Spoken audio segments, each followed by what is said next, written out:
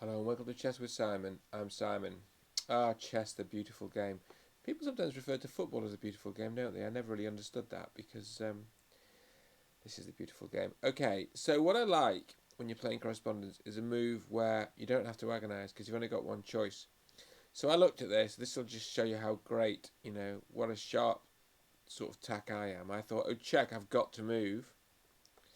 But then I lose a piece, so that's a relief. I can resign in good conscience. But then genius analyst that I am, I noticed that with this check, I can take the knight. And then white takes my bishop. And then I don't know, rook there, attacking the pawn. The thing is, if I can get one pawn back, I've got a chance of drawing it. And as long as Nigel has two pawns ahead, I think it's really hard to draw. Hit the rook. Let's say it goes there. Hit the pawn. Let's say Nigel takes. Then can I go here? Trying to win, knight here is going to win something. Then it's going to win an exchange or something. I don't know, but I mean, at the end of the day, this move's forced. So let's do the move we're forced to do. And I'm expecting white to have pre-programmed rook takes bishop because Nigel's with it. Yeah, I know my people. Talking of people that I know, Horde Coach and I, we've got a whole Horde thing going on. I'm taking this pawn. I think black's winning this because I think this pawn's next. And these pawns are not far advanced. And I think the major pieces and the king can just plough these off. So I think we're proving that black's doing well in Horde. This is lost. I'm literally may as well resign this. I mean, okay, I'm going to take a pawn, but take a bishop. But, I know it's over.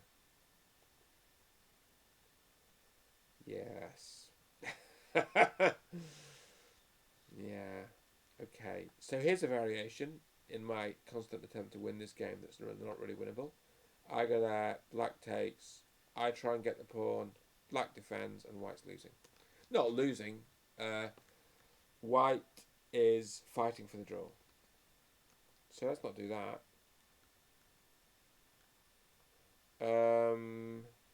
We've got an idea, honestly. Such a good idea as well. The idea is offer my opponent a draw. Oh, I think the computer's going to say it's a draw. I've got to say, Joseph has played it very well. Very well, and very good endgame technique. There's been times when I thought I was winning. Maybe there's been times when I have been winning, but I don't think this is one of them.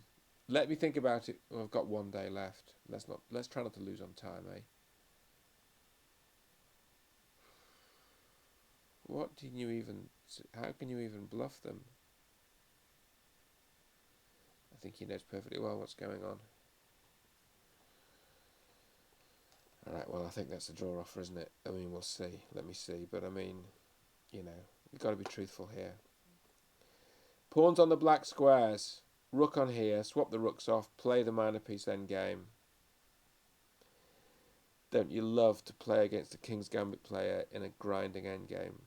Liam, talk with the pawn. Okay, in the last video, I didn't know what was wrong with taking with the knight here, because you do take with the knight in the Tartakova variation where the knight is here and black's played h6. You play bishop h4. Black can take with the knight.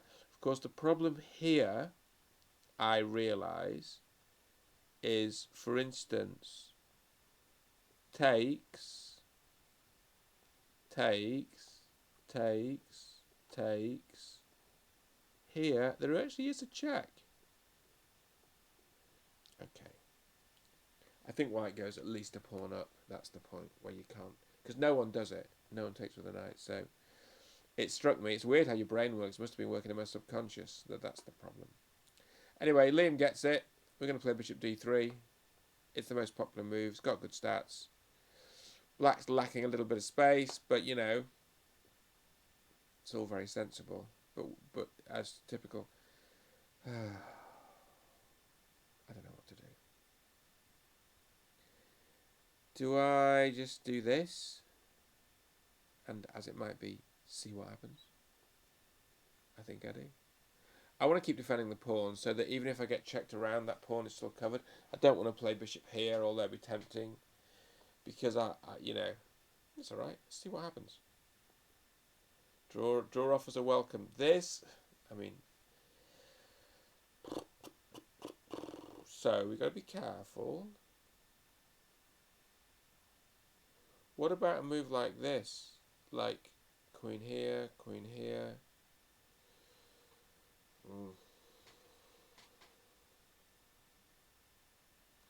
Like, we've got to be careful because, for instance, knight here and you get the rook taking. What about playing a4? That's quite good, isn't it?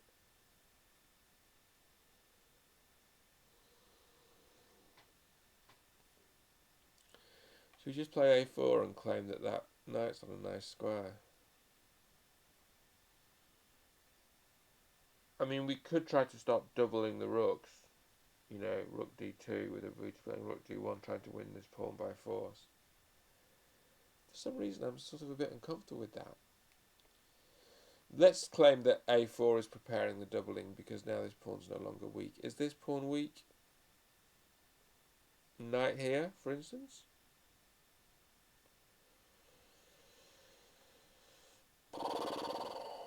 Wow, that's actually quite annoying.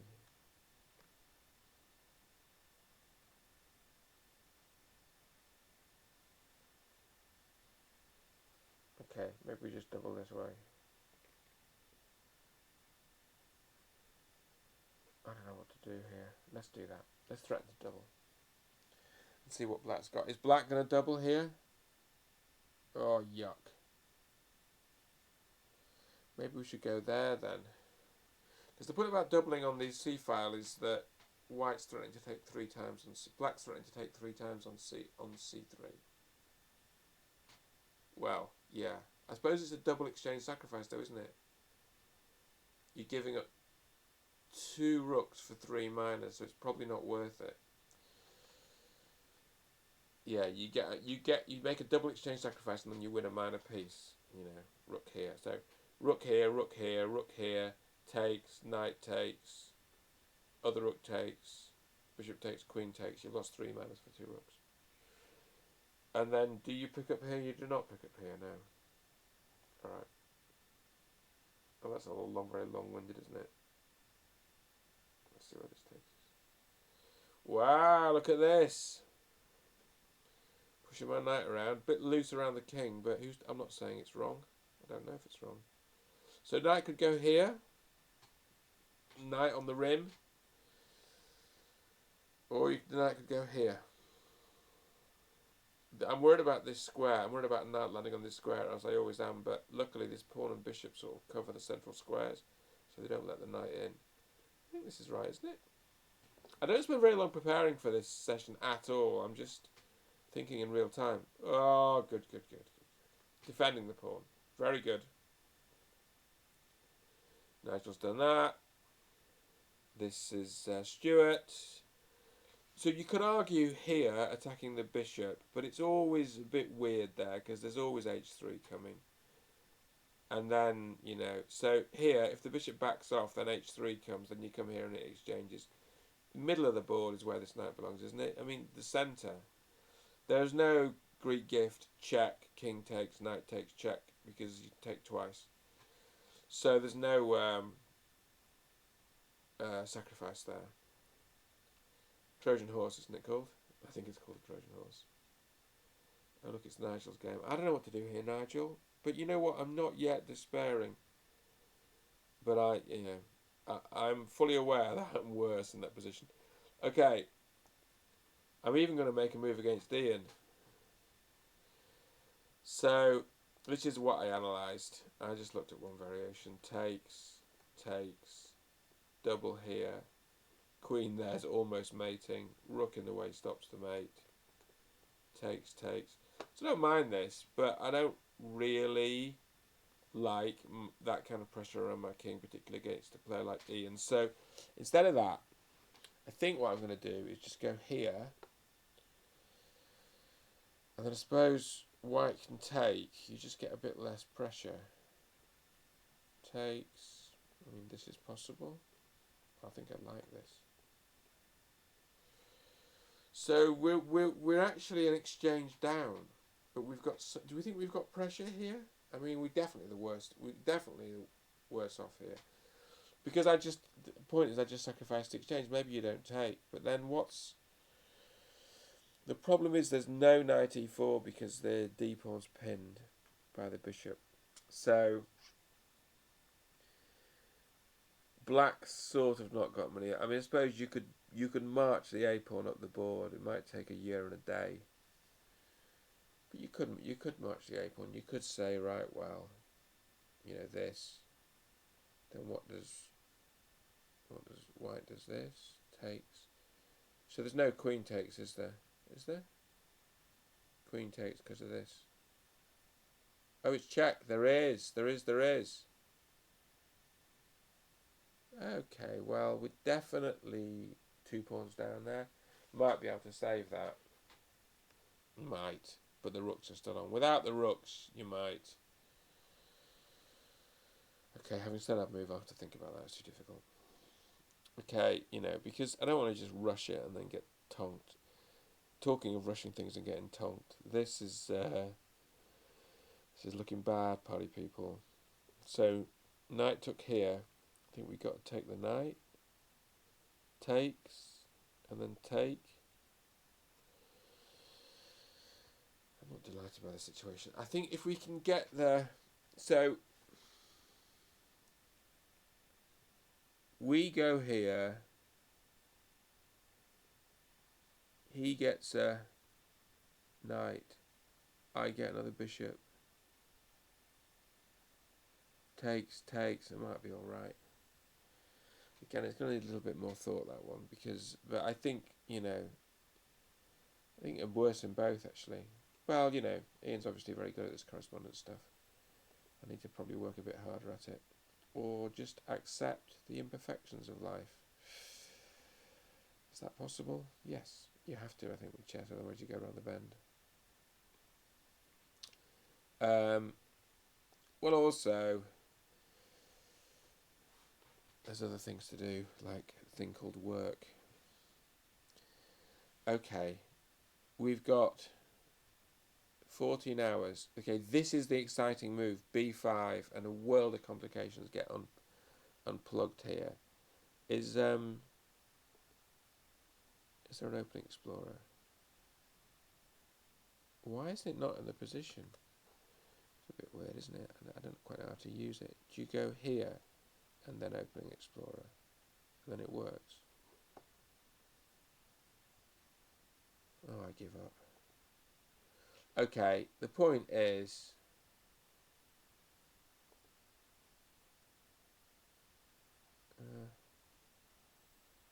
very interesting. Okay, is this working? Not particularly. Yes, it is. It's working. b5.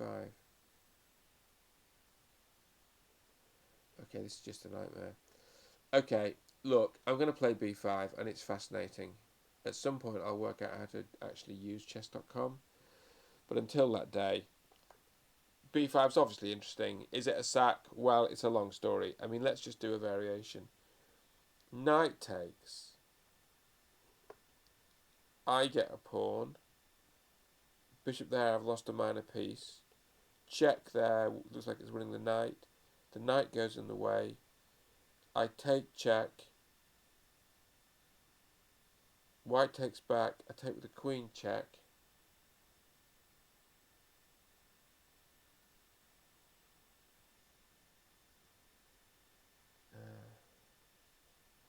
I take check. White takes back, and then maybe you play rook e8. Isn't that the point? So let's do it. Knight here. We take. Bishop takes, and now we're a minor piece down. Check there. Knight moves back. Take with check. Pawn takes, and then I think you play rook here. Bishop's pinned. If you defend it with, say, the queen, then you play f5. That's the move. It's a good job since I just played it. Okay, here I think we're taking with the bishop, and we're planning to play queen h6, which is going to create some stress in the black camp.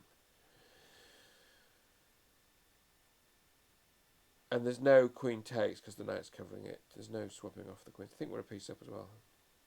So we're okay there. 4 pawns attack. I've always been fascinated by the 4 pawns attack since I was young.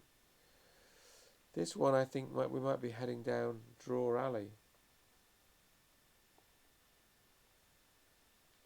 Which, for those that aren't watching all the time, we'll put as joint top of the group. This,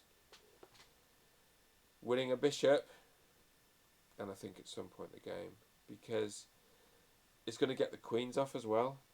Now, if this was a bullet game, and I've played a few bullet games recently, if this was a bullet game, then you'd say, well, who knows? But I think in correspondence, that's over.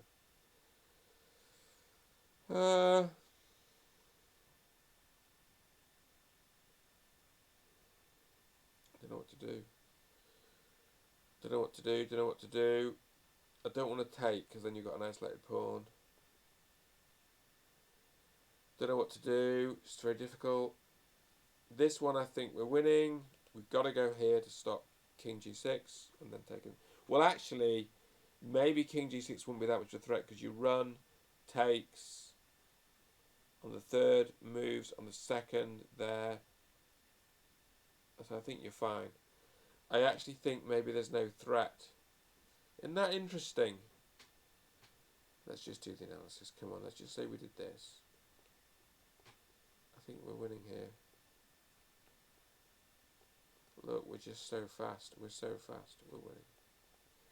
Okay, so what that means is we can wind our opponent up and call their bluff. Doesn't that make us bad people? It makes me a bad person. You can even do this, look, but they'll know then, because you can't take the pawn. Well, we can move the king backwards and forwards, can't we?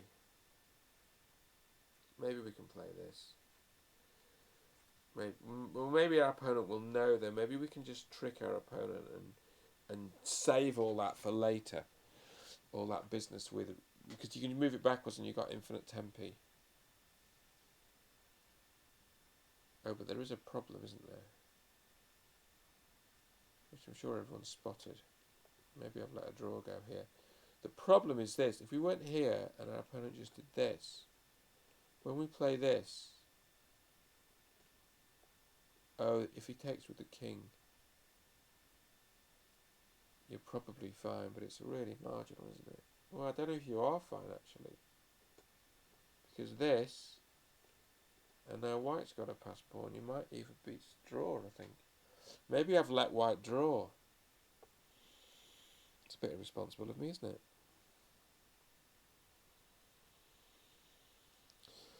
Well, well, well. Well, well, well. Maybe I've allowed a draw. Oh dear. That's a pity. Let's play knight here, and if they play d5, we might play queen a4 check. We'll have to see. We might. Or if they play bishop g7, we might play e4. We've got a King's Indian. This is a Catalan, but no c4.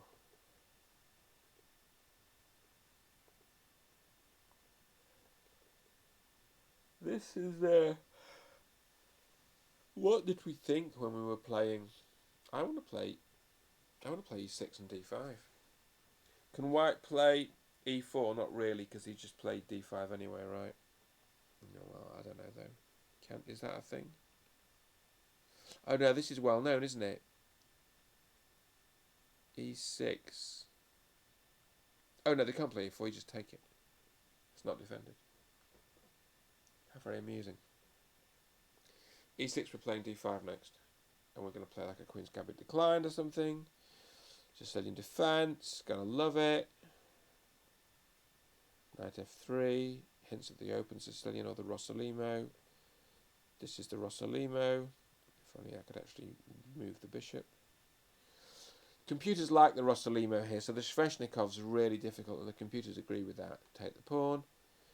So the computers prefer the Rossolimo, and I'm getting to like it. Although clearly, Fischer started playing it later in his life as well. Although he was a great Open Sicilian fan, Fischer really knew what he was doing with chess, at least while he was well. Oh, come on then. I'm doing a lot of that, aren't we? Should we do this? And then we might play d5, depending on what white does. To an extent, everything in chess is depending on what the opponent does, isn't it? d4. I think doesn't some people play knight f3 here? Don't quite know why it's different. I can't believe d4 is wrong. I mean, the one that always fascinates me is c4, trying to hang on to it, right? But it's really dangerous because they do moves like this. And then you take. Then it's very hard to play d4. If you go here, they pin you. You can play things like you play this and then they play this, and you start to say, have they got compensation? Are they going to win the pawn back? Are we going to get squashed? So I think d4 can't be wrong. Well, it might not be the best move, but it's a good move. Queen's Indian defence, love it. g3, bishop a6.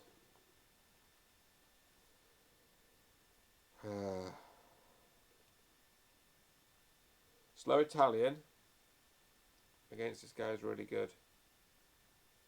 Don't know what to do. I'll have to look into that. I just don't know what to do. Rossolimo. We're playing a few Rossolimos. We're not playing any. Well, we might play Sveshnikov, but to be honest with you, I've always struggled with it. I mean, Nimzo Indian. Black rules out e4 by the pin. It's an absolutely classic move. Josh Latosh is playing what looks like a Jabava London. After bishop f4, it's a Jabava London. Magnus Carlsen made the point that it's an Italian game, but it's reflected in this line, because the Italian would just be the flip of this. But of course, in the Italian, you're attacking f7, which is a weak square, as my father always taught me. And in this game, you'd be attacking or threatening c7, which is also weak, also defended by one piece, the queen, not the king. Also a fork, the king and rook, not the queen and rook. But no checkmate. You can't land the queen here and deliver checkmate, whereas you can land the queen here. It's not quite as sensitive. So it's something a bit weird to a sort of classical player about blocking the pawn, but it's a Chigorin with a tempo up, and the Chigorin's sound. It's fascinating, actually, really fascinating. The Chigorin defense to the Queen's Gambit, that is. There's also a Chigorin the Royal Pest. Is that everything? Have I done all my moves? There's a couple I've skipped because they're too difficult. And there's a couple I've rushed, and I've got the consequences to live with. Oh well, we get over it, right? There's always a new game. So here, this is a puzzle. I think, aren't you meant to play things like knight b5 here, and then you're threatening to trap the queen? Oh, maybe you're not. That's not quite right. Maybe you play. No, I've got it all wrong. Maybe you play rook g8, rook g8, queen h6, knight g4, and then next stop, knight f2. Here and then here, yeah. Oh, but hang on. Oh, yeah. You can do this because the queen's defending the pawn.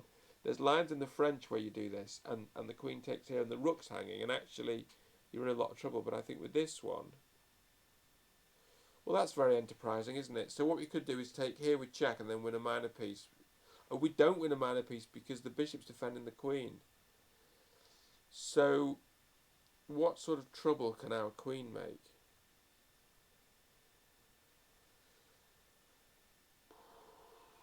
Well, what about the check with the knight now? Ah, the check with the knight.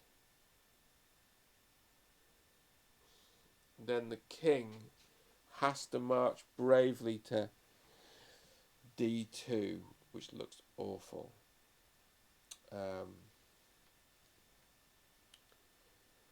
And then, what then? Check with the knight must be a good move, doesn't it?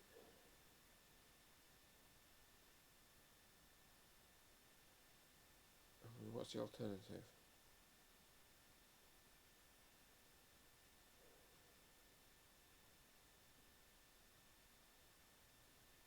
Yeah, I want to play the knight check, but I mean that knight is attacking the queen. It's quite a nice thing to do in chess, attack the opponent's queen.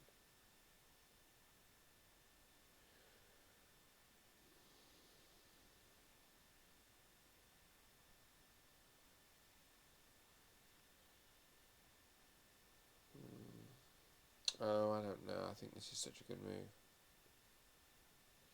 Yay! I don't quite know what's going on, but I assume that you move the queen away and then the rook's falling, or the king's just so awkward here. King's got to go here, right? There's no check because of this knight. Oh, maybe there is. Maybe. Well, anyway, they gave us a puzzle, but we passed the puzzle, but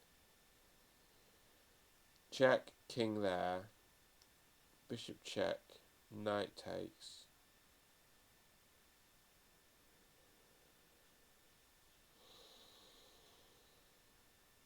Queen check.